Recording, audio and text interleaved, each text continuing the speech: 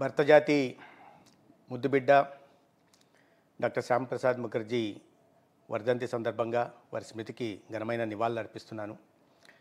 Doctor Shyama Prasad Mukherjee బహుముఖ ప్రజ్ఞాశాలి. ఒక విద్యావేత్తగా, ఒక న్యాయవాదిగా, ఒక రాజకీయవేత్తగా, ఒక జర్నలిస్టుగా అనేక రూపాలు వారు ప్రదర్శించారు. ముఖ్యంగా ఒక రాజనీతిజ్ఞుడిగా ఈ దేశ చరిత్రలో వారు నిలిచిపోయారు. దేశానికి స్వాతంత్రం వచ్చిన తర్వాత మొట్టమొదటి బలిదానం చేసిన యోధుడిగా అటల్ బిహారీ వాజ్పేయి గారు వారిని వర్ణించారు. అంటే వారితో అనేక సంవత్సరాల పాటు సహాయకుడిగా అటల్ బిహారీ వాజ్పేయి గారు పనిచేస్తున్నారు. వారు ఆ విధంగా వర్ణించారంటే మనం అర్థం చేసుకోవచ్చు. వారు అతి చిన్న వయసులోనే ఒక సంపన్న కుటుంబంలో పుట్టి, తండ్రి న్యాయవాదిగా ఉన్నారు. తర్వాత కలకత్తా యూనివర్సిటీ వైస్ ఛాన్సలర్గా ఉండేవారు. అటువంటి కుటుంబంలో పుట్టిన డాక్టర్ శ్యాంప్రసాద్ ముఖర్జీ ప్రజ్ఞా పాఠవాళ్ళు చూపుతూ చాలా ప్రతిభావంతుడైన విద్యార్థిగా చదువులో కొనసాగారు. ముందంజలో ఉన్నారు.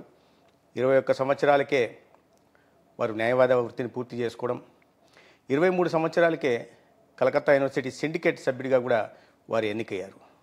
26 సంవత్సరాలకి వారు కౌన్సిల్ సభ్యుడిగా, 33 సంవత్సరాలకి కలకత్తా యూనివర్సిటీకి వారు వైస్ ఛాన్సలర్ కూడా 2 సార్లు చేయడం జరిగింది. అదేవిధంగా కాన్స్టిట్యూయెంట్ అసెంబ్లీకి గెలవడం, తర్వాత క్రమంలో బెంగాల్ ప్రావిన్స్లో ప్రభుత్వాన్ని ఏర్పాటు చేసి దాంట్లో ఆర్థిక శాఖ మంత్రిగా పనిచేయడం, తదనంతరం దేశం స్వాతంత్రం వచ్చిన రావడానికి ముందు కాన్స్టిట్యూయెంట్ అసెంబ్లీలో ఏకంగ్రీవంగా ఎన్నికవ్వడం, స్వాతంత్రం వచ్చిన తర్వాత మొట్టమొదటిగా ఏర్పడిన నెహ్రూ ప్రభుత్వంలో వారు మినిస్టర్ కూడా, పరిశ్రమల శాఖ మంత్రిగా కూడా వారు పనిచేయడం జరిగింది. అంటే వివిధ కోణాలను వారు ఆవిష్కరించారు. ఒక విద్యార్థి దశలో లా వరకు కలకట్టాలో చదివి తర్వాత ఉన్నత విద్య కోసం లండన్కి వెళ్ళారు. అక్కడ కూడా ప్రతిభా పాఠవాలను చాటారు. ఈ రకంగా అనేక కోణాలని వారు ఆవిష్కరించారు. ఇదే కాకుండా ఒక సామాజికవేత్తగా కూడా వారు అనేక సందర్భాల్లో ప్రపంచం ముందు తనను ఆవిష్కరించుకున్నారు. డాక్టర్ శ్యాంప్రసాద్ ముఖర్జీ గారి జీవితం గురించి వర్ణించాలంటే కొన్ని గంటలు, కొన్ని రోజులు అవసరం అవుతుంది. అటువంటి సమున్నతమైన వ్యక్తిత్వం కలిగిన, విలక్షణ వ్యక్తిత్వం కలిగిన నాయకుడు డాక్టర్ శ్యాంప్రసాద్ ముఖర్జీ. వారు విద్యలో అత్యంత ప్రతిభా పాఠవాలు చూపడమే కాకుండా ఈ అనేక సంస్కరణలు తను వైస్ ఛాన్సలర్గా ఉంటున్నప్పుడు అనేక సంస్కరణలను కలకత్తా యూనివర్సిటీలో తీసుకురావడం జరిగింది. మాతృభాషకి ప్రాధాన్యత ఇవ్వడం కానీ, సంస్కృతిని ప్రోత్సహించడం కానీ, లేదా ఆనాడు టీచర్లకు ట్రైనింగ్ ఇవ్వడం కానీ, లేదా వ్యవసాయ విద్యని యూనివర్సిటీలో ప్రవేశపెట్టడం కానీ, ఇటువంటి వినూత్నమైన ఆలోచనలతో యూనివర్సిటీకి ఒక కొత్త ధనాన్ని తెచ్చే ప్రయత్నం చేశారు. ఆనాడు టెక్నాలజీని అనుసంధానం చేసుకుని ఆరోగ్య టెక్నాలజీ గురించి వారు ఆలోచించడం కూడా జరిగింది. ఈ రకంగా తను వైస్ ఛాన్సలర్గా అద్భుతమైన పాఠవాలు చూపడం కాకుండా తర్వాత రాజకీయ క్షేత్రంలోకి వచ్చి మొట్టమొదటిసారి ఈ కౌన్సిల్కి పోటీ చేసినప్పుడు కాంగ్రెస్ తరఫున పోటీ చేసి వారు గెలవడం, తర్వాత ఆనాటి కాంగ్రెస్, స్వతంత్రానికి ముందు కాంగ్రెస్, తర్వాత కాంగ్రెస్తో విభేదించి తర్వాత స్వతంత్రంగా కూడా వారు గెలిచిన నేపథ్యం ఉంది.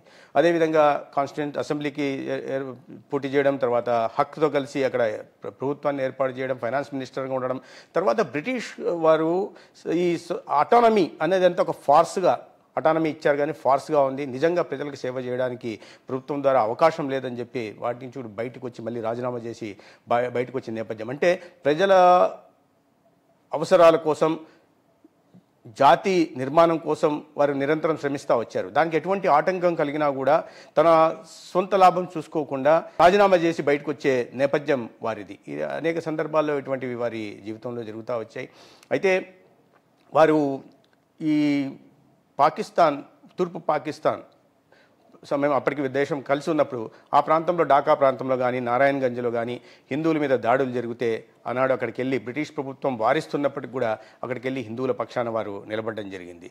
అదేవిధంగా డైరెక్ట్ యాక్షన్ జరిగినప్పుడు 1946లో 1946లో ఆగస్టు 16వ తేదీన డైరెక్ట్ యాక్షన్కి పిలిపించినప్పుడు మహమ్మద్ అలీ జిన్నా దానికి వ్యతిరేకంగా 15,000 మంది ఆనాడు హిందువులు ప్రాణాలు కోల్పోయారు ఈ జరిగిన మత కలహాల్లో.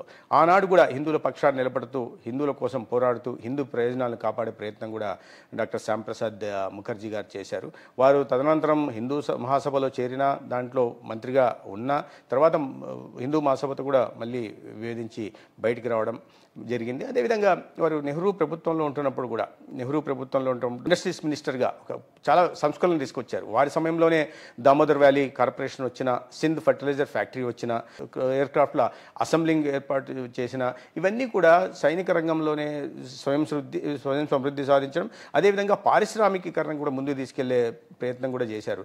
ఆనాడు ఆయన వేసిన పునాదులే ఇవాళ దేశం ఇక్కడ ఉందని చెప్పి మనం గర్వంగా చెప్పుకోగలం. ఖాదీకి ప్రోత్సాహం అందించిన, లేదా ఉలన్ హ్యాండ్లూమ్కి ప్రోత్సాహం అందించిన, లేదా కుటీర పరిశ్రమలకు ప్రధానంగా ఆనాడు అగ్గిపెట్టెలు తయారీలో కూడా చాలా ప్రోత్సాహం అందించారు. ఆనాటి అవసరం అలా ఉండింది.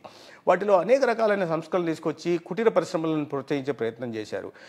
చేస్తూ మన సంస్కృతిలో సమ్మిళితమై ఉన్న వీటిని ప్రోత్సహించి ఒక చిన్న చిన్న వీటిని ఎంఎస్ఎంఈల్ని ప్రోత్సహించడమే కాకుండా పెద్ద ఎత్తున లోకోమోటివ్ ఫ్యాక్టరీని కూడా తీసుకొచ్చి రైలు ఇంజిన్లు తయారు చేసే దిశగా కూడా ఆనాడు కొద్ది కాలంగా వారు ఇండస్ట్రీ మినిస్టర్ చేసినప్పటికీ కూడా ఇటువంటి అనేక రకాలైన వినూత్నమైన కార్యక్రమాలకు వారు రూపకల్పన చేసి అవుట్ ఆఫ్ బాక్స్ ఐడియాస్తో ఆనాడు మంత్రిగా వారు పేరు తెచ్చుకున్నారు.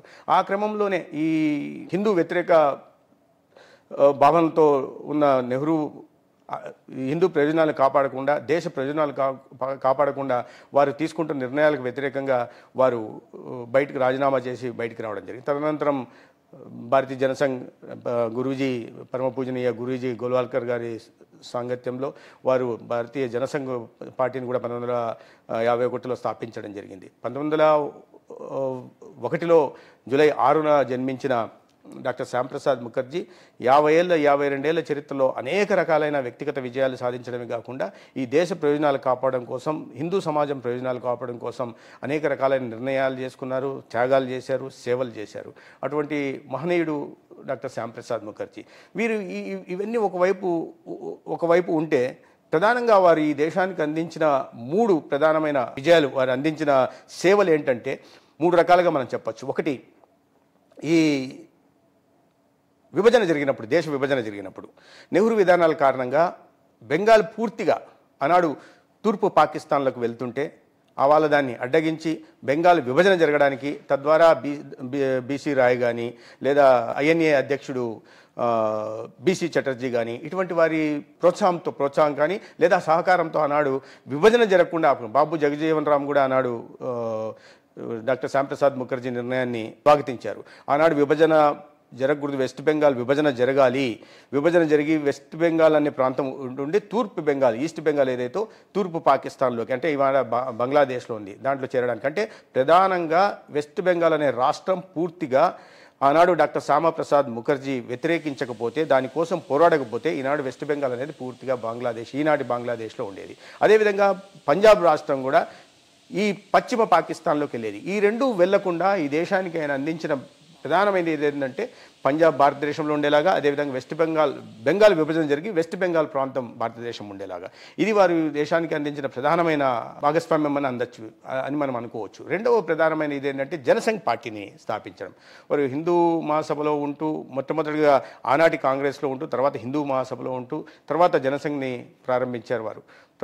హిందూ మహాసభలో ఉంటున్నప్పుడు ఒక సందర్భంలో, నువ్వు చాలా బాగా చేస్తున్నావు హిందూ మహాసభలో అని చెప్పి మహాత్మా గాంధీ అంటే, కానీ మీరు నన్ను మతోన్మాది అని పిలుస్తారు కదా హిందూ ప్రయోజనాల కోసం నేను పోరాడుతుంటే అంటే, ఆయన అన్నారు ఆ సందర్భంలో, శివుడు అలాహాలాన్ని మింగాడు ప్రపంచం కోసం, అటువంటిది ఎవరో ఒకరు చేయాల్సినది ఉంది, అది నువ్వు కావచ్చు అని చెప్పి ఆనాడు మహాత్మా గాంధీ డాక్టర్ శ్యాంప్రసాద్ ముఖర్జీ గారి గురించి కీర్తించారంటే, దాన్ని బట్టి వారు చేసిన సేవలేదో మనం అర్థం చేసుకోవచ్చు. ఆనాడు సొంతంగా భారతీయ జనసంఘ్ని వారు స్థాపించడం, ఆనాడు అటల్ బిహారీ వాజ్పేయి గారు కానీ, లేదా కుష్మా థాకరే గారు కానీ, లేదా జేపీ మాథుర్ గారు కానీ, లేదా నానాజీ దేశ్ముఖ్ గారు కానీ, వారిని సంఘం వైపు నుంచి గురూజీ డాక్టర్ గోల్వాల్కర్ గారు వారికి సహాయంగా పంపించడం, ప్రధానంగా డాక్టర్ పండిట్ దీన్ దయాళ్ ఉపాధ్యాయ గారిని పంపించడం, ఆనాడు జనసంఘ్ పార్టీ నిర్మాణమైంది.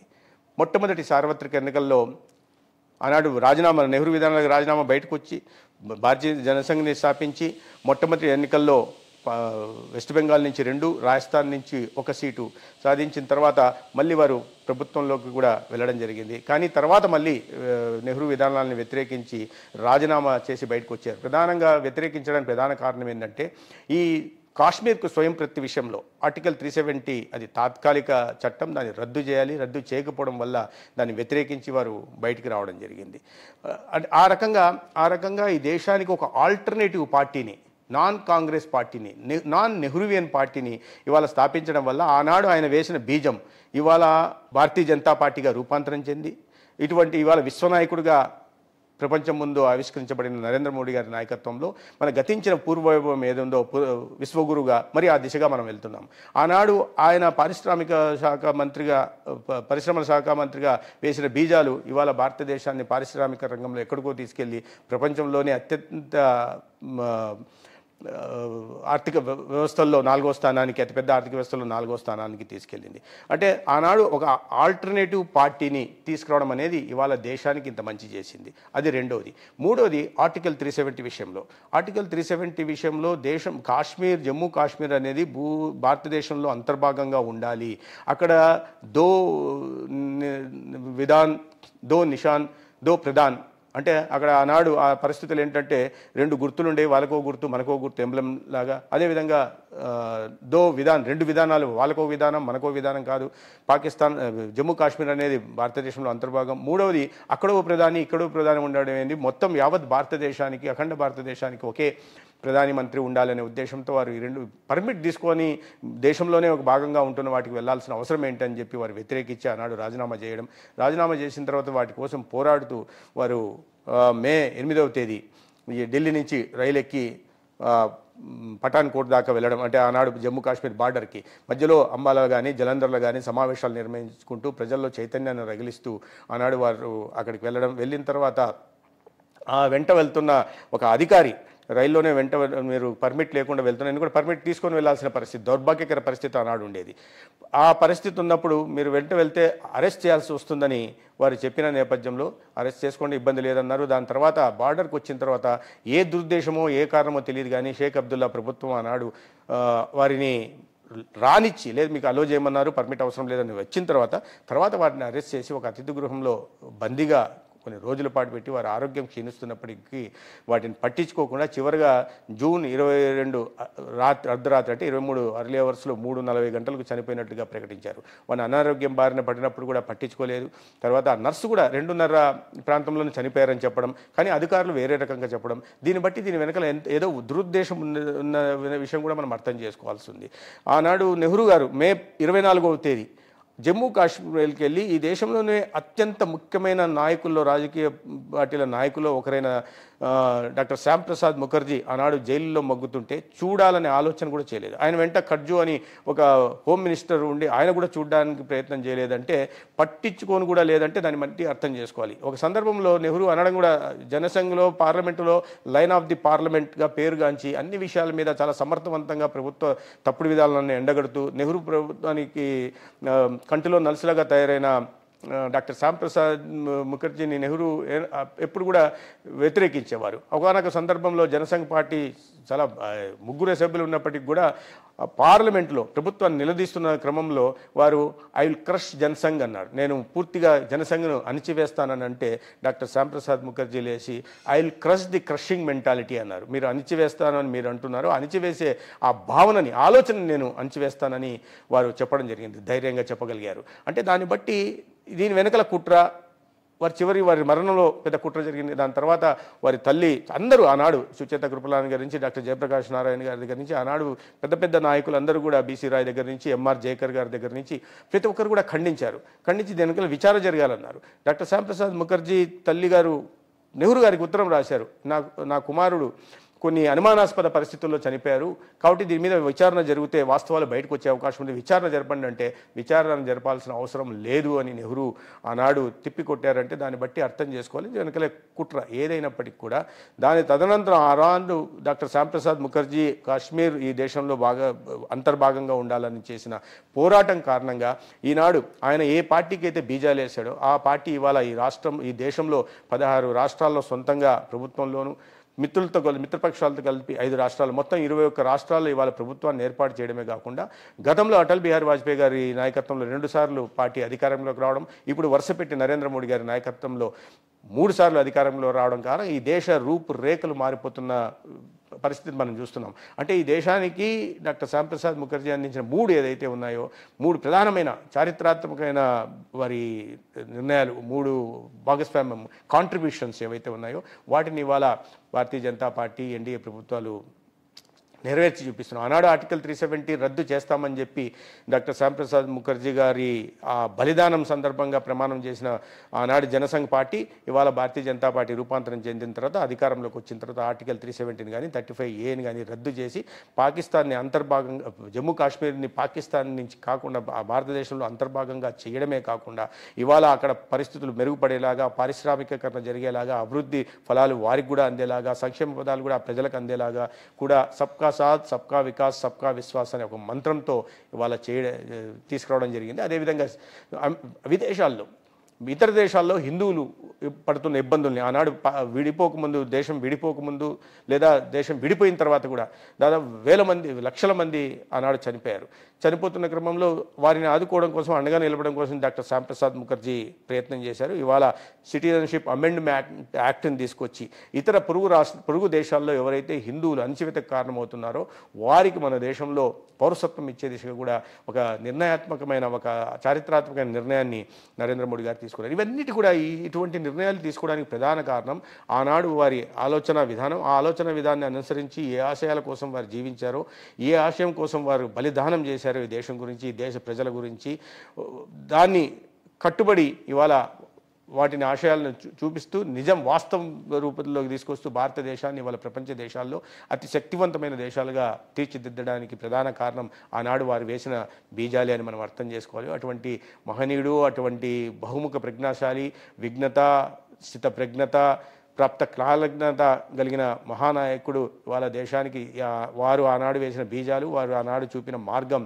నాడు దేశం ఇక్కడ దాకా చేరుకుంది. కానీ విశ్వాసం ఉంది, ఇక్కడతో ఆగిపోదు, ఈ ప్రయాణం ఇంకా సాగుతుంది. ఈ ప్రయాణం వికసిత భారత్ నిర్మాణం అయ్యేదాకా గతించిన పునర్వైభవం భారత్కి ఏదైతే ఉందో విశ్వగురువుగా మళ్ళీ ప్రపంచం ముందు దేశం ఆవిష్కరించబడుతుంది. దానికి ప్రధాన కారణం డాక్టర్ శ్యామప్రసాద్ ముఖర్జీ గారు.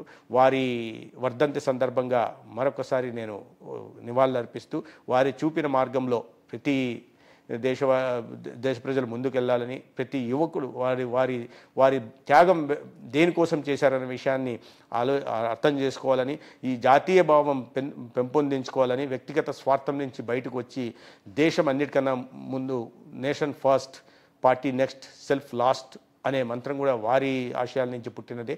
దీనికి ప్రతి ఒక్కరూ వీన్ని అర్థం చేసుకొని దేశాభివృద్ధిలో, జాతీయవాదాన్ని పెంపొందించుకుని దేశాభివృద్ధిలో అడిగేస్తే మన దేశం మనం అందరం కలలు కంటున్నట్టుగా విశ్వగురుగా మళ్ళీ పునర్వైభవాన్ని సాధిస్తుందని